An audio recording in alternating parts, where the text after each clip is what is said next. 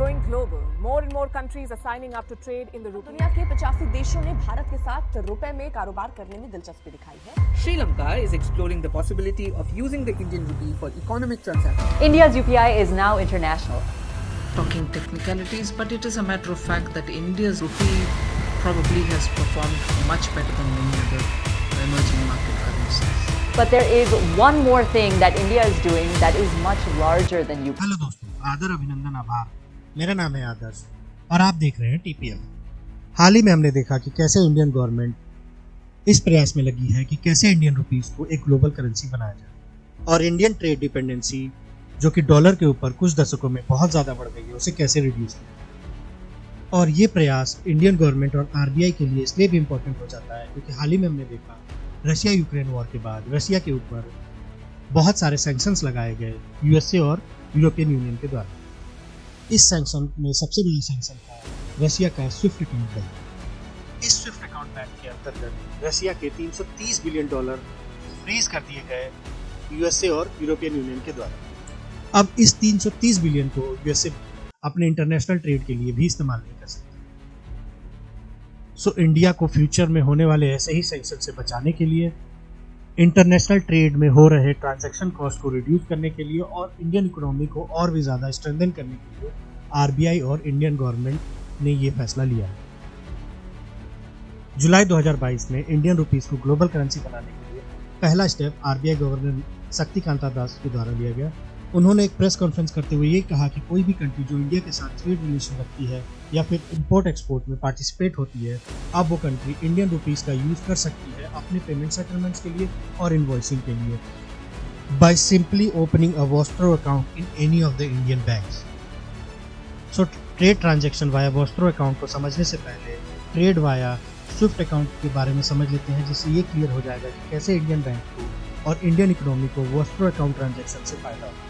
So let's suppose कि एक Indian company है जो श्रीलंकन कंपनी से 1 करोड़ का सनफ्लावर ऑयल खरीदना चाहती है। सो वो इंडियन कंपनी अपने इंडियन बैंक अकाउंट में 1 करोड़ ट्रांसफ़र करेंगे और उनसे ये कहेंगे कि हम इस श्रीलंकन कंपनी को 1 करोड़ रुपए ट्रांसफ़र करना चाहते हैं। अब ये इंडियन बैंक अपने इंडियन अमेरिकन बैंक से ईमेल के थ्रू बात करेगी और कहेगी कि हम इस 1 करोड़ अमाउंट को श्रीलंका में ट्रांसफ़र करना चाहते हैं। So depending on current exchange rate जो कि अभी कुछ 80 to 83 रुपीज़ है, सो उसको ध्यान में रखते हुए कुछ $1,22,000 ये Indian American bank Sri Lankan American bank में ट्रांसफ़र कर देगी। और ये मैं इंडियन अमेरिकन बैंक और श्रीलंकन अमेरिकन बैंक इसलिए बोल रहा हूँ क्योंकि किसी भी कंट्री में डॉलर रखने का अधिकार सिर्फ अमेरिकन बैंक्स को ही दिया गया। सो अब वो श्रीलंकन अमेरिकन बैंक श्रीलंका में चल रहे करंट एक्सचेंज रेट को ध्यान में रखते हुए उस $1,22,000 को वहाँ की करेंसी में कन्वर्ट करेगी। सो अगर करंट एक्सचेंज रेट को 300 रुपये माने तो कुछ 3,66,00,000 रुपए को उस बैंक अकाउंट में ट्रांसफ़र करेगी जो कि श्रीलंकन कंपनी के द्वारा श्रीलंका के लोकल बैंक में अपना अकाउंट होल्ड करती है।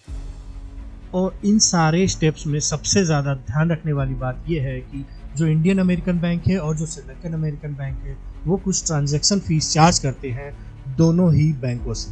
सो ऐसे ही ट्रांजैक्शन कॉस्ट से बचने के लिए इंडियन गवर्नमेंट और आरबीआई ने वॉस्ट्रो अकाउंट का ऑल्टरनेटिव सभी कंट्रीज़ के लिए पेश किया है। सो अगर अब बात करी जाए transaction via Vostro account, so let's suppose किसी भी रशियन कंपनी को इंडियन कंपनी से ट्रांजैक्शन करना है तो उस रशियन कंपनी को अपने रशियन बैंक से कॉन्टैक्ट करना होगा जिसका वॉस्ट्रो अकाउंट इंडियन बैंक में हो। It's simply a bank account of a bank in an Indian bank.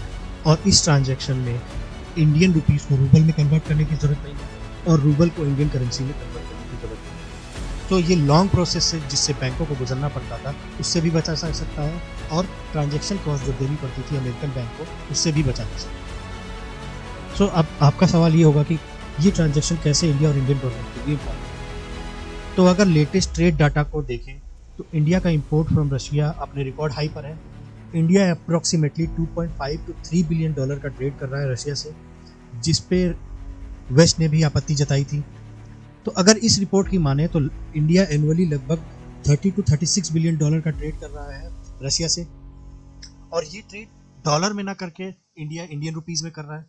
सो जो ये 30 to 36 बिलियन डॉलर इंडिया हर साल सेव कर रहा है रशियन ट्रेड से, जिससे इंडियन ट्रेड डिपेंडेंसी और डॉलर रिड्यूस हो रहा है, और 30 से 40 बिलियन डॉलर का फॉरेक्स रिजर्व भी इस्तेमाल नहीं किया जा रहा है इस ट्रेड में। सो अब ये 30 से 40 बिलियन डॉलर आरबीआई और इंडियन गवर्नमेंट यूज कर सकती है इंडियन करेंसी को स्टेबल रखने में। और ये स्टेबल रखने की बात मैं इसलिए कर रहा हूँ क्योंकि पिछले एक साल में हमने देखा कि कैसे इंडियन करेंसी जो है डॉलर के प्रति वीक होती चली जा रही है, और $1 की कीमत जो कि 80 रुपीज़ से कम थी अब वो 80 रुपीज़ क्रॉस कर चुकी है। सो ये इंडियन रुपीज़ ट्रेड सिर्फ इंडिया रशिया ट्रेड के लिए इंपॉर्टेंट नहीं है, ये हमारे neighbouring countries like Bangladesh, Sri Lanka, Myanmar and Bhutan, Nepal के लिए भी इंपॉर्टेंट हो जाता है क्योंकि ये डेवलपिंग कंट्रीज हैं, और कुछ सैंक्शंस झेल रही कंट्रीज लाइक ईरान और वेनेजुएला ट्रेड के लिए भी इंपॉर्टेंट हो जाता है।